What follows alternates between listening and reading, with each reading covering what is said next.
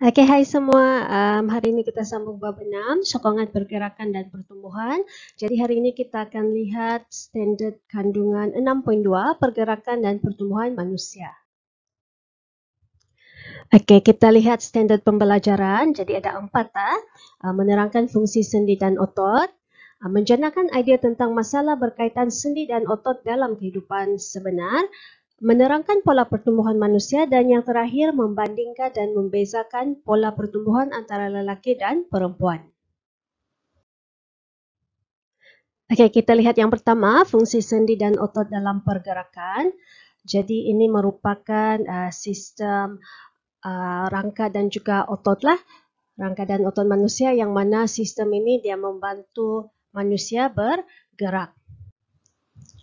Okey, di mana tindakan pengecutan dan juga pengenduran otot rangka dia akan menyebabkan pergerakan lah. Jadi cara tindakan otot dia adalah secara berpasangan dan secara berlawanan. Okey, yang mana pasangan otot yang bertindak secara berlawanan ini kita panggil sebagai otot berantagonis. Okey, jadi di sini cikgu terangkan satu contoh pergerakan antagonis otot yang ini pada lengan iaitu semasa kita membengkokkan dan juga meluruskan lengan. Okey, jadi semasa kita melakukan tindakan ini terdapat satu pasang otot yang akan bertindak secara berpasangan lah tetapi dalam cara berlawanan. Okey, di mana semasa kita membengkokkan lengan kita, okey, otot bicep ini yang sebelah atas ini dia akan mengecut. Manakala otot tricep pula yang berada di sebelah bahagian bawah lengan kita ini dia akan mengendur. So dia punya tindakan itu berlawanan kan? Tindakan berlawanan. Satu mengecut, satu mengendur. Okey, so itu yang kita panggil sebagai otot berantagonis lah. Dan apabila kita meluruskan lengan kita, apa yang berlaku di sini? Otot bicep pula yang akan mengendur dan otot triceps akan mengecut. Okey, jadi pergerakan otot-otot ini dia membuatkan manusia boleh berjalan, melompat, berlari, berenang, merangkak dan sebagainya lah. Okay, next one kita lihat pula sendi. Sendi ini merupakan tempat pertemuan antara dua atau lebih tulang. Okay, di mana terdapat dua jenis sendi. Pertama sekali sendi bergerak. So sendi bergerak ini adalah merupakan sendi yang membenarkan anggota bergerak lah. Contohnya sendi pada siku kita, okay, pada lutut. Okay, dan satu lagi adalah sendi tak bergerak. Okay, dia tidak membenarkan bahagian anggota bergerak lah. Contoh adalah pada tengkorak. So ini tidak boleh bergerak-gerak ah. Okay. Okey, jadi di sini beberapa contoh sendi yang terdapat pada badan kita. Kita ada sendi engsel. Yang ini adalah sendi-sendi yang bergerak lah yang cikgu tunjukin ya. Yang pertama ini sendi engsel. Contohnya pada di sini kita punya siku dan juga bahagian lutut lah. Kemudian kita ada sendi peluru. Bahagian sini yang menyambungkan kita punya lengkungan pektoral dengan kita punya tulang tangan ini. Kemudian di sini. Okey, punggung kita itu lengkungan pelvis dengan kaki. Kemudian sendi pelana pada pergelangan tangan kita dan juga di sini pergelangan kaki. So ini adalah contoh-contoh sendi bergerak. Okey, jadi sekarang kita lihat salah satu daripada sendi yang bergerak. Ini adalah sendi engsel. Sendi yang sini yang cikgu tunjukkan ini adalah pada siku kita lah. Okey, jadi sekarang kita ada tulang di sini, tulang tangan, humerus, radius dan juga ulna. Yang ini merupakan sendi engsel lah. Okey, iaitu dia adalah tempat pertemuan antara dua atau lebih tulang. Kemudian yang ini adalah ligamen. Ligamen ini dia merupakan tisu penghubung. Di mana tisu penghubung untuk menyambungkan dua tulang lah. Dia menyambungkan dua tulang. So ligamen ini dia bersifat liat, kenyal dan kuat. Okey, dia kuat dan kenyal. Sifat yang kuat dan kenyal ini dia membolehkan ligamen ini dapat mengikat dan juga memaut tulang dalam masa yang sama masih boleh membenarkan pergerakan. Kemudian yang ini otot tricep dan juga otot bicep. Okey. Dan kita ada tendon. Jadi tendon ini pun dia merupakan sejenis tisu penghubung, tetapi yang ini dia menghubungkan otot kepada tulang. So yang ini otot bicep tu kan? Sini otot di hujung, dia ini adalah tendon, dia hubungkan kepada tulang lah, dia bagi lekat di sini. Itu adalah sendi ankle. Okay, next one pula. Yang ini masih lagi sendi. Yang ini kita lihat lebih lanjut tentang sendi, iaitu fungsi cecair sinovial rawan dan juga tendon pada sendi.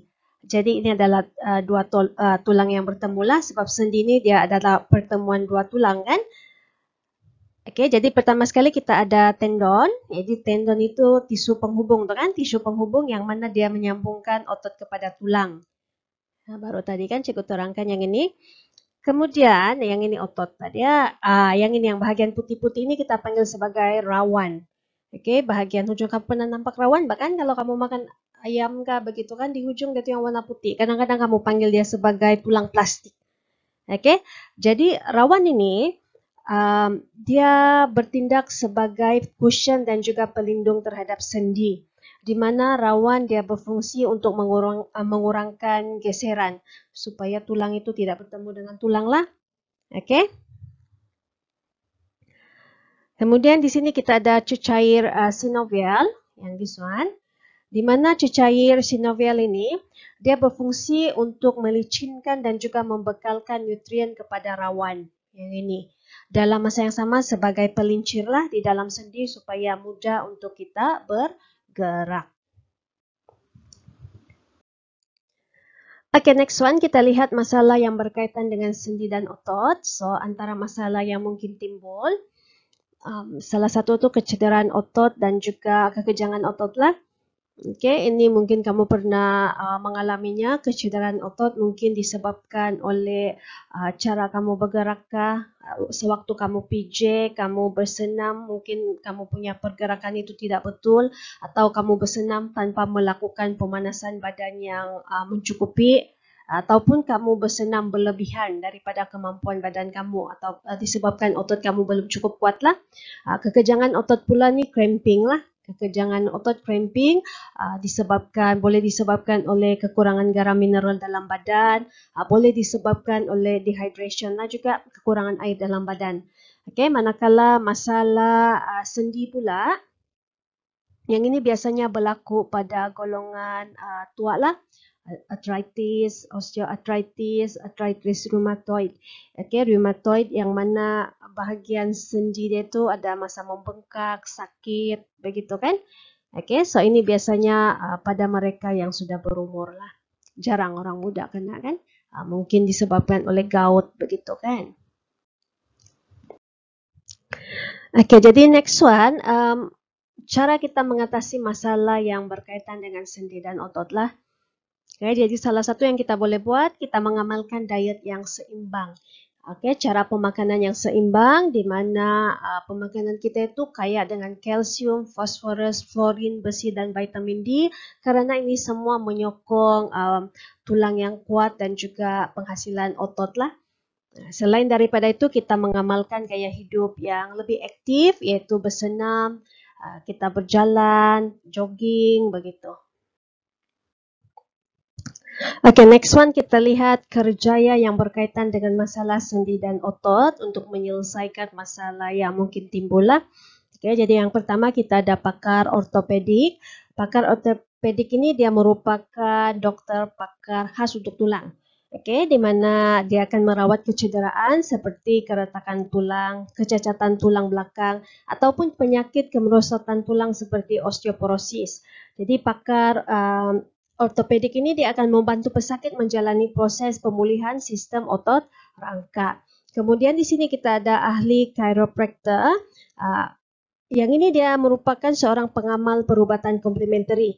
Okay, di mana dia adalah bahagian berkaitan dengan diagnosis dan juga rawatan gangguan mekanikal, sistem otot, rangka dan juga tulang belakang. So berkaitan dengan tulang belakang kita. Dan di sini kita ada ahli fisioterapi, di mana ahli fisioterapi ini dia dikenali juga sebagai juru pulih perubatan anggota ataupun pegawai pemulihan perubatan. So, seorang ahli fisioterapi ini dia akan membantu pesakit mengembalikan dan memastikan setiap fungsi fizikal pesakit berada pada tahap yang tinggi. Okay, next one kita lihat pola pertumbuhan manusia. Jadi pertumbuhan manusia ini dia merujuk kepada proses yang mana berlakunya perubahan dari segi saiz kita makin besar kan, jumlah bilangan sel bertambah, berat, bentuk tubuh, fungsi badan dan pertumbuhan ini dia merupakan satu proses yang kekal dan tidak berbalik. Okay, pertumbuhan ini juga berlaku disebabkan oleh pertambahan bilangan sel pada tubuh. Okey, jadi kita lihat graf lengkung pertumbuhan manusia. Jadi graf lengkung ini kita panggil sebagai lengkungan S ataupun sigmoid. Jadi kita punya pertumbuhan ini terbagi kepada 5 peringkat. Peringkat yang pertama adalah peringkat bayi. Jadi peringkat bayi itu daripada 0 hingga 3 tahun. Okey, pada peringkat ini pertumbuhan sangat pesat. Kemudian dari umur 3 tahun sehingga 13 tahun ini adalah peringkat kanak-kanak. Pertumbuhan itu menjadi sedikit perlahan dan apabila dia pergi kepada peringkat remaja iaitu selepas 13 tahun sehingga 20 tahun pertumbuhan itu menjadi pesat semula. Okey. Kemudian yang di sini adalah peringkat dewasa, pertumbuhan adalah minimum lah. Okey, pertumbuhan minimum. Kemudian peringkat yang kelima ini adalah peringkat orang tua. Pada peringkat ini pertumbuhan adalah negatif. Negatif, saiz badan kemungkinan akan berkurang. Ini disebabkan oleh dia punya tubuh badan itu dia mula menyusut dan mengecil di bahagian otot. Kulit pun mengering sudah. Itu sebab berkedut-kedut. Okey. Okey, so yang ini adalah pola pertumbuhan antara lelaki dengan perempuan. Jadi yang lelaki itu garisan yang berwarna biru, manakala yang perempuan itu yang warna merah lah. Okey, jadi kalau kita lihat dalam graf ini pada peringkat bayi, dia punya kadar pembesaran itu lebih kurang sama. Tetapi selepas mencapai peringkat kanak-kanak, lelaki itu biasanya dia akan lebih cepat membesar berbanding seorang perempuan. Tetapi pada umur lebih kurang 11 hingga 14 tahun, perempuan itu dia akan mendahului. Okey, kerana perempuan itu biasanya dia cepat akil balik. Di sini ya, peringkat ini. Tetapi selepas mencapai peringkat 16 hingga 20 tahun, lelaki itu akan mendahului perempuan. So perempuan itu biasanya umur 18 tahun dia sudah berhentilah, tumbesaran itu sudah berhenti di sini. Tetapi lelaki dia punya tumbesaran itu masih lagi berlaku. So ini menerangkan kenapa lelaki ini biasanya dia lebih besar berbanding dengan remaja perempuan lah. Okey, sebab pertumbuhan dia itu dia terus berlaku sehingga umur 18 hingga 20 tahun. Okey, itu saja untuk hari ini. Thank you very much you guys. Bye. Take care.